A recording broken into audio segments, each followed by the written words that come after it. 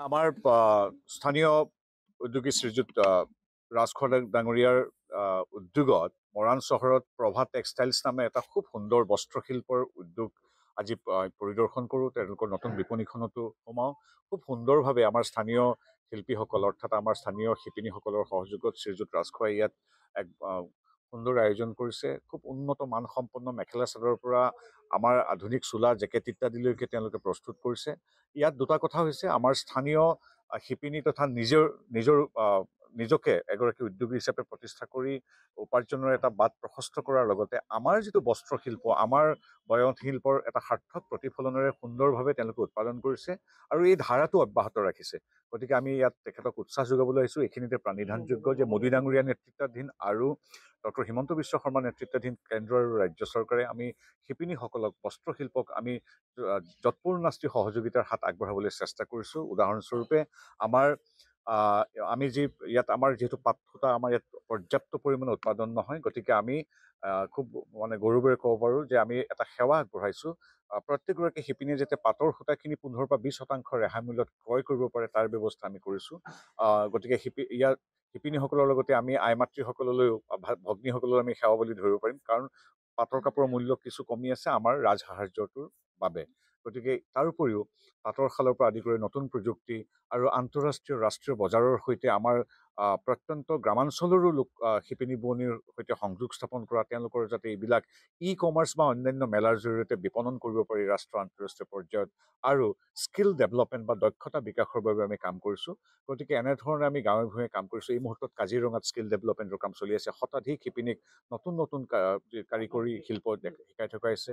আৰু আমি ভাবোঁ যে এনেকৈ প্ৰভা টেক্সটাইলছৰ দৰে এনেকুৱা অনুষ্ঠানলৈ আমি দুয়োখন চৰকাৰে সময়ে সময়ে সহায় আগবঢ়াই যাব। আমাৰ স্থানীয় উদ্যোগী শ্ৰীযুত ৰাজ খোৱাক ডাঙৰীয়াৰ উদ্যোগত মৰাণ চহৰত প্ৰভা টেক্সটাইলছ নামে এটা খুব সুন্দৰ বস্ত্ৰশিল্পৰ উদ্যোগ আজি পৰিদৰ্শন কৰোঁ। তেওঁলোকৰ নতুন বিপণীখনতো সোমাওঁ। খুব সুন্দৰভাৱে আমাৰ স্থানীয় শিল্পীসকল অৰ্থাৎ আমাৰ স্থানীয় শিপিনীসকলৰ সহযোগত শ্ৰীযুত ৰাজখোৱাই ইয়াত এক সুন্দৰ আয়োজন কৰিছে। খুব উন্নত মানসম্পন্ন মেখেলা চাদৰৰ পৰা আমাৰ আধুনিক চোলা জেকেট ইত্যাদিলৈকে তেওঁলোকে প্ৰস্তুত কৰিছে। ইয়াত দুটা কথা হৈছে, আমাৰ স্থানীয় শিপিনী তথা নিজকে এগৰাকী উদ্যোগী হিচাপে প্ৰতিষ্ঠা কৰি উপাৰ্জনৰ এটা বাট প্ৰশস্ত কৰাৰ লগতে আমাৰ যিটো বস্ত্ৰশিল্প, আমাৰ বয়নশিল্পৰ এটা সাৰ্থক প্ৰতিফলনেৰে সুন্দৰভাৱে তেওঁলোকে উৎপাদন কৰিছে আৰু এই ধাৰাটো অব্যাহত ৰাখিছে। গতিকে আমি ইয়াত তেখেতক উৎসাহ যোগাবলৈ আহিছোঁ। এইখিনিতে প্ৰাণিধানযোগ্য যে মোদী ডাঙৰীয়া নেতৃত্বাধীন আৰু ডক্টৰ হিমন্ত বিশ্ব শৰ্মা নেতৃত্বাধীন কেন্দ্ৰ আৰু ৰাজ্য চৰকাৰে আমি শিপিনীসকলক, বস্ত্ৰশিল্পক আমি যৎপৰোনাস্তি সহযোগিতাৰ হাত আগবঢ়াবলৈ চেষ্টা কৰিছোঁ। উদাহৰণস্বৰূপে আমাৰ আমাৰ যিহেতু পাট সূতা আমাৰ ইয়াত পৰ্যাপ্ত পৰিমাণে উৎপাদন নহয়, গতিকে আমি খুব গৌৰৱেৰে ক'ব পাৰোঁ যে আমি এটা সেৱা আগবঢ়াইছোঁ। প্ৰত্যেকগৰাকী শিপিনীয়ে যাতে পাটৰ সূতাখিনি 15 পৰা 20% ৰেহাই মূল্যত ক্ৰয় কৰিব পাৰে তাৰ ব্যৱস্থা আমি কৰিছোঁ। গতিকে শিপিনীসকলৰ লগতে আমি আই মাতৃসকললৈও, ভগ্নীসকললৈ আমি সেৱা বুলি ধৰিব পাৰিম, কাৰণ পাটৰ কাপোৰৰ মূল্য কিছু কমি আছে আমাৰ ৰাজসাহাৰ্যটোৰ বাবে। গতিকে তাৰ উপৰিও পাটৰ শালৰ পৰা আদি কৰি নতুন প্ৰযুক্তি আৰু আন্তঃৰাষ্ট্ৰীয় ৰাষ্ট্ৰীয় বজাৰৰ সৈতে আমাৰ প্ৰত্যন্ত গ্ৰামাঞ্চলৰো শিপিনী বোৱনীৰ সৈতে সংযোগ স্থাপন কৰা, তেওঁলোকৰ যাতে এইবিলাক কমাৰ্চ বা অন্যান্য মেলাৰ জৰিয়তে বিপণন কৰিব পাৰি ৰাষ্ট্ৰ আন্তঃৰাষ্ট্ৰীয় পৰ্যায়ত, আৰু স্কিল ডেভেলপমেণ্ট বা দক্ষতা বিকাশৰ বাবে আমি কাম কৰিছোঁ।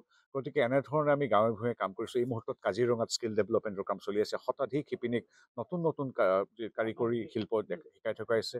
আৰু আমি ভাবোঁ যে এনেকৈ প্ৰভা টেক্সটাইলছৰ দৰে এনেকুৱা অনুষ্ঠানলৈ আমি দুয়োখন চৰকাৰে সময়ে সময়ে সহায় আগবঢ়াই যাব।